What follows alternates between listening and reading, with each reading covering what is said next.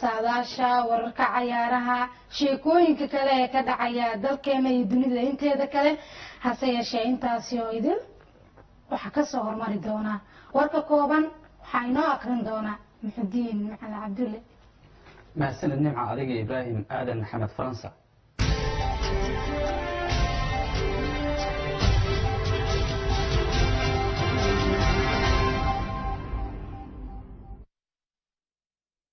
بسم الله الرحمن الرحيم سواح ونكسن داوديال كسو دوادا وركا تلفزيونكا قرنكا Soomaaliyeed qodobada aan idinkugu haynana waxa kamida kulanka guud ee golaha shacabka Jamhuuriyadda Federaalka ah ee Soomaaliya ayaa maanta lagu wadaa inuu ka furmo magaalada Muqdisho iyadoo uu shir gudoomin doono gudoomiyaha golaha shacabka Professor Maxamed Sheekh Cismaan Jawaari kulankaas ayaana la filayaa in xubnaha golaha shacabku ay kaga hadlaan xaaladda ammaan iyo tan siyaasadeed ee dalka ajandayaasha ugu weyn ee golaha horyaalla ayaa waxa kamid ah inay ka doodaan go'aankii soo baxay 60 bishan ee xukuumadda Soomaaliya ka soo saartay arinta Cabdikariin Qalbi Dhagaxa magaalada Jowhar ee xarunta Hirshabeellana waxa ka soconaya diyaar garowgii ugu dambeeyay ee ku aadan doorashada madaxweynaha dowlad goboleedka Hirshabeelle oo la filayo Jowhar in lagu qabto doorashada oo lagu wado inay dhacdo Sabtida soo socota ayaa musharaxiinta ku loolamaya waxa ay wadaan abaabul ay taageerayaashooda ugu soo bandhigayaan siyaasadooda magaalada ayaa waxa lagu sharaxay sawirada musharaxiinta waxaana socda kulamo ololaha doorashada la xiriira sidoo kale amniga magaalada Jowhar ayaa la adkeeyay waxaana sare loo qaaday foojignaanta ciidamada sida uu sheegay gaashaale Aadan Yarow Xuseen taliyaha qaybta booliska ee gobolka Shabeellaha Dhexe bandhiga buugaagta Muqdisho ayaa maanta la filayaa inuu ka furmo magaalada Muqdisho iyadoo qorayaal Soomaaliyeed halka ay ku soo bandhigayaan buugaag ay ka qoreen marxaladda guud ee siyaasadda iyo mowduucyo kale oo kala duwan bandhigan oo ay ka qaybgalayaan qorayaal Soomaaliyeed oo rag iyo dumarba leh ayaa lagu soo bandhigayaa buugaagta cusub ee sanadkan la qoray iyo kuwa kaleba waxaana sidoo kale ka soo qaybgalaya dad kale hal abuurka iyo kuwa daneeya akhriska iyo qoraalka bandhigan oo dhowrkii sano ee la soo dhaafay Muqdisho lagu qabanayay ayaa loogu talagalay in sare loogu qaado fahamka bulshada ee ahmiyadda wax qorista aqoonkaas aad kala socotaan daawadayaal waa telefishinka qaranka Soomaaliyeed iminka akhbaaraadka dibadda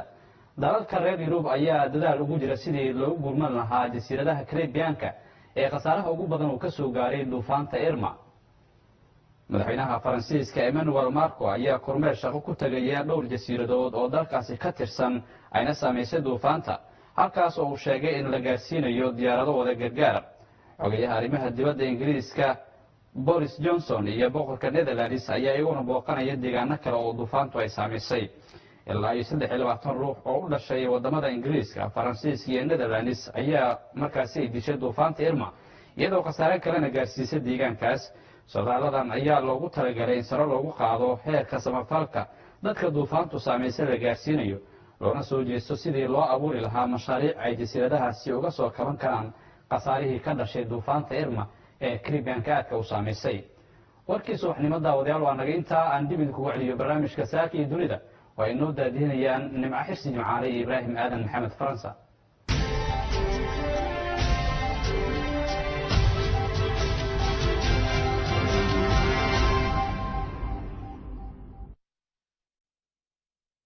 aad buu mahadsan yahay Muxudiin Macalin Cabdulle oo inoo soo koobay warka kooban ee barnaamijka saaka iyo dunida aad ku daawataan Ibraahim marka la barqa wanaagsan barnaamijkeena maanta sidoo kale waxa kamid ah dhinaca heesaha jacaylka oo waxaan tarakibin doonaa dadka jacaylka aad buu jacaylka xilligan ka dhaxeeya gaar ahaan dadka kulli jacaylku da'i ma laha weynaan iyo yaraan kulli aan waxay saameyn markii hore dhalinyarada inaan yiraahdo laakiin dad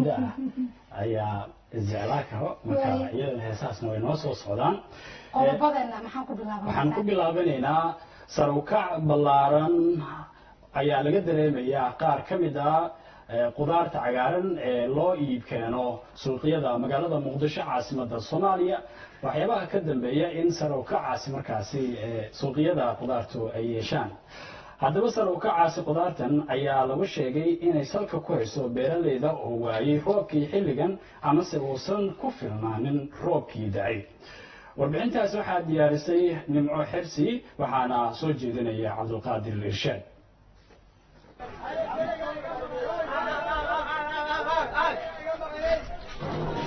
sar u kac ayaa laga dareemayaa suuqyada qudaarta lagu iibiyo ee magaalada Muqdisho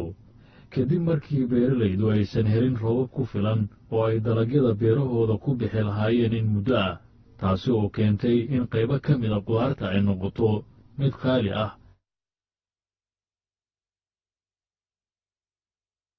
lamida halkani waa barxadda yaasiin ee suuqa degmada xamarweyne waxa ay ka mid tahay meelaha laga dareemayo firaaqada halkaasi oo hore ay ugu degi jireen qudaarta noocyadeeda kala duwan oo laga keeno gobollada shabeellada dhexe iyo shabeellada hoose xabbadda qaraha ayaa qiimo ahaan waxaa la kala siiyaa 140,000 oo shilin Soomaali ah qiimahaasi oo ah kan ugu badan ee abad la iibiyo qaraha oo waxtar weyn u leh bulshada Soomaaliyeed iyadoo markii hore uu ahaa qiimo ahaan halkii xabbe ee qaraa 40,000 oo shilin Soomaali ah taasi oo ka dhigaysa in suuqyada qudaarta ee magaalada Muqdisho uu ka jiro sare u kac xooggan qiimaha qudaarta maanta taliga 450 gadayna ka faashan meedan salaatada kaleente qiimaheedu uu soo dhacay waxa la gadaa hadda maanta 80 90 boqol waxa si waa sidii u kala qurxanta baasha mid waa xuntahay mid waa qurxanta mid bisi waay saakay waxa suuqa ugu qaalisan yaayadaas oo 450 inta kale u kayaan sidii bocor hindigaas oo kaleente marka hore 100 kun la gadi jiray 80 kun 90 kun hadda waxaan maraa 35 kun alxamdulillah nimca ilaahay keeno waay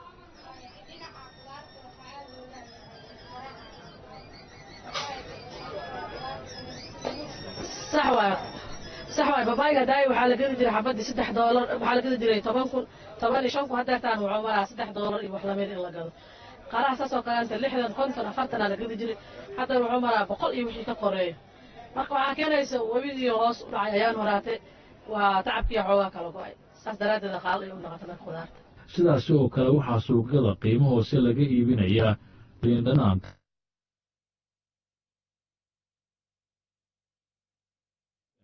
in qiimaha maanta uu yahay kan ugu sahlan ee qof kasta uu ku iibsan karo marka loo eego xilliyadii hore وقالسن ويادا ويدور من الجيزة هذا وصل خشم بقولي ما كان لكت أو بدنا ركيم هذا بيلانت أو ويا بيها إذا قرأنا وقاري قفتي سالح من الجيزة تضملين كنا قعبو لحمل تضملين هذا الكلام عبدي وعمانا بقول لباتن على عبد أو معنا أصلاً غالي هذا ما تسديت من هذا الكلام بعدي أفر بقولي عندي تنكورة وفيرو كوست لغاتكم هواي ما سألوا على سمان لغاتهم هواي وباقي وصل كيس يعني لماذا بوسي ما تكيري دي دواس سيسكو باقي لغاتكم صدقوا من عديثة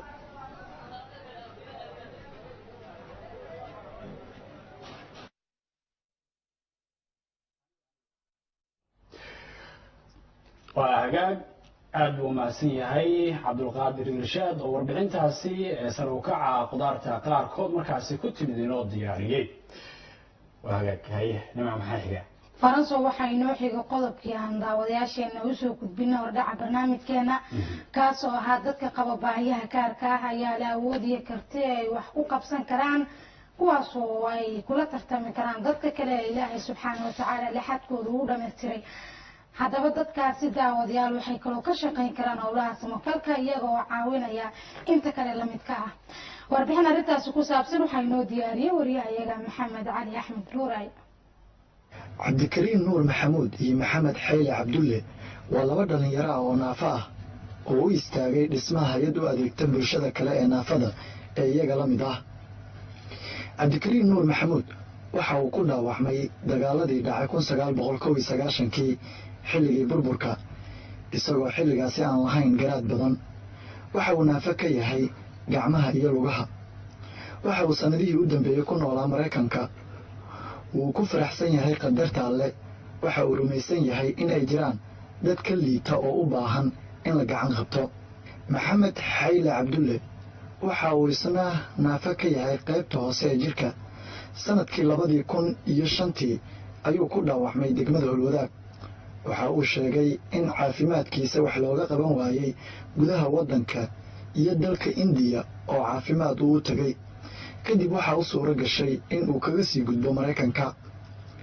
cabdikariim nuur maxamuud iyo maxamed xayle cabdulle hadda waxa ay ku sugan yihiin magaalada muqdisho waxa ay labaduba ku faraxsan yihiin nolosha markii ay arkeen in ay jiraan dad kale oo iyaga ka sii liita ayay curiyeen inay dhisaan hay-adda bulshada naafada ee Afrika ee Minnesota waxay aaminsan yihiin in naafada ay wax qabsan karaan una noolaan karaan si la mid ah dadka kale waxay hay-adooda daryeelka naafada ay ka qayb qaadatay abaarihii ku dhiftay dalka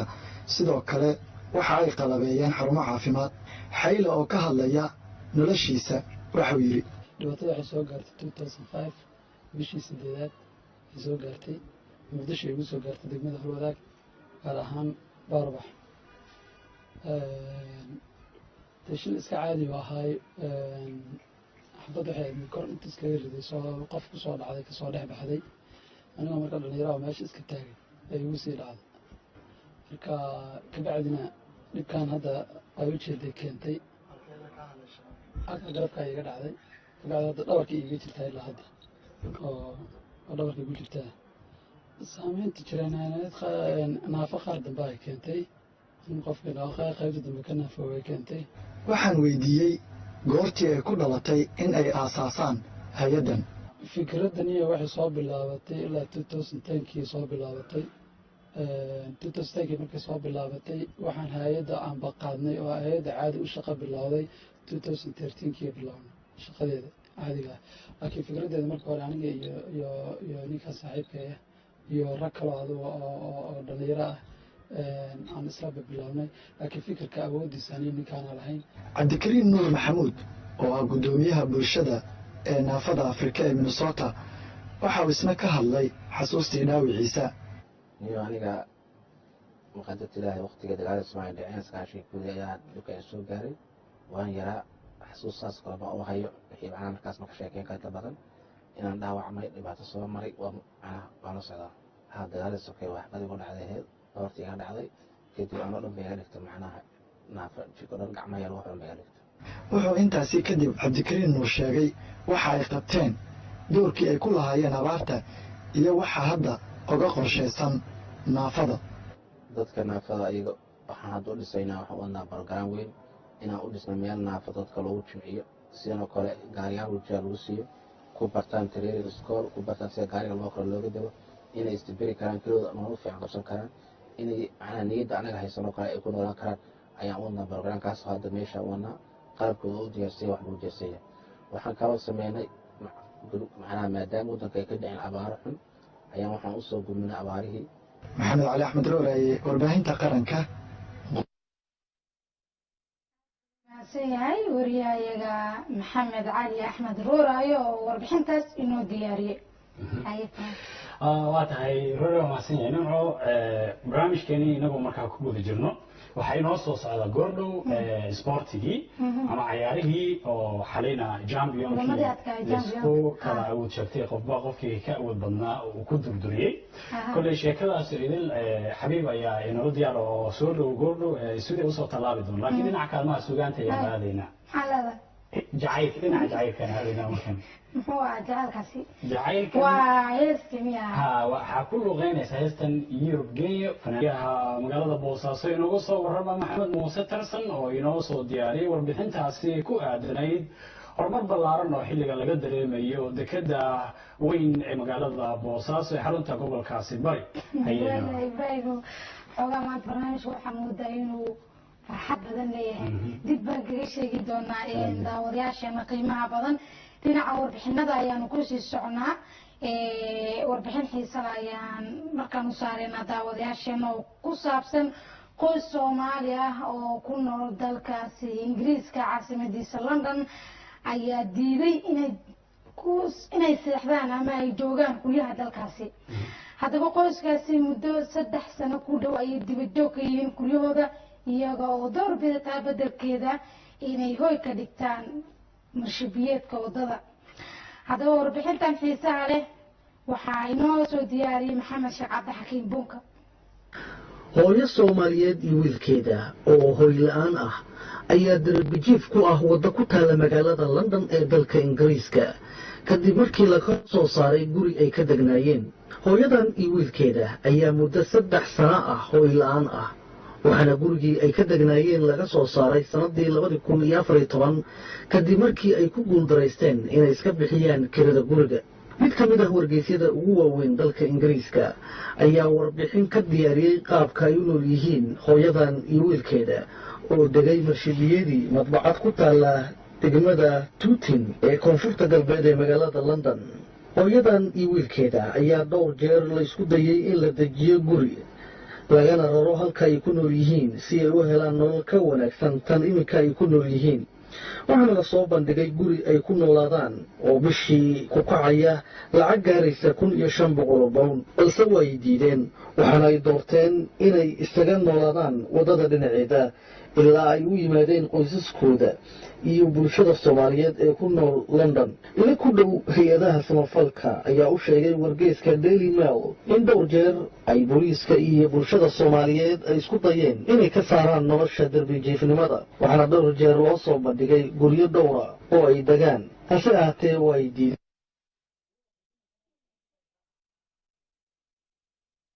waayahay aad buu u mahadsan yahay maxamed sheekh cabdixakiin cilmi bunko oo warbixintaasi inoo soo diyaariyey. warbixintana aad bay u xiiso badneed. maxaa kaaga baxay Ibraahim? warbixin aad u xiiso badan ayay ahayd nimcoy waayo dad Soomaaliyeed oo Ingiriiska jooga haddana sheegaya in ay seexdaan qololkii ama guryihii dalkaas Ingiriiska gaar ahaan London ku yaalay haddana inay seexdaan meeshaas diideen qadijaaxyada seexda marka waayahay ma moodaa in warbixintan xiisaheeda iyo dhinaca kale saameynteeda ay wado aad ay u xiiso badneed markaasi hadda waxaanu aadaynaa dhinaca qadka telefoonka waxaa qadka telefoonka si toos ugu jira wariyaheena Muxudiin Macalin Cabdulle wuxuu joogaa bandhig buugaag oo maanta magaalada Muqdisho lagu qabanayo. Muxudiin haddaadna maqasho soo dhawow maxaa ka socda halkaa joogto? nimco iyo faransa aad baad umahadsantihiin maanta sida qorshuu yahay waxaa la filayaa magaalada Muqdisho inuu ka furmo bandhiga buugaagta Muqdisho oo sanad waliba lagu qabto Muqdisho. dabcan ujeedka bandhigan waxa uu yahay sidii qoraayaal Soomaaliyeed iyo guud ahaan bahda qoraalka iyo fankaba shaqada kule ay halkan ugu soo bandhigi lahaayeen buugaag ay ka qoreen mawduucyo kala duwan oo marxaladda dalka waxbarashada caafimaadka iyo sidoo kale arrimaha bulshada ay ka diyaariyeen. waxaa la filayaa in mas-uuliyiin dowladda federaalka ee Soomaaliya ka tirsan nolosha ay yimaadaan halkaasi laga jeediyo khudbado ku salaysan ahmiyadda in qoraalka iyo akhriskaba faa'iidada uu bulshada u leeyahay. waxaa sanadkan uu yahay sanadkii dabcan saddexaad ee halkan lagu qabanayo bandhiga buugaagta. mas-uuliyiinta qabanqaadadii ayaa hadda si weyn u soconaysa dadweyne kala duwan oo bahda waxbarashada iyo guud ahaan dhalinyarada Soomaaliyeed ka mid ah ayaa madasha jooga. waxyaabaha ugu muhiimsan ee la filayana waxay tahay 3 maalin oo halkan ka socda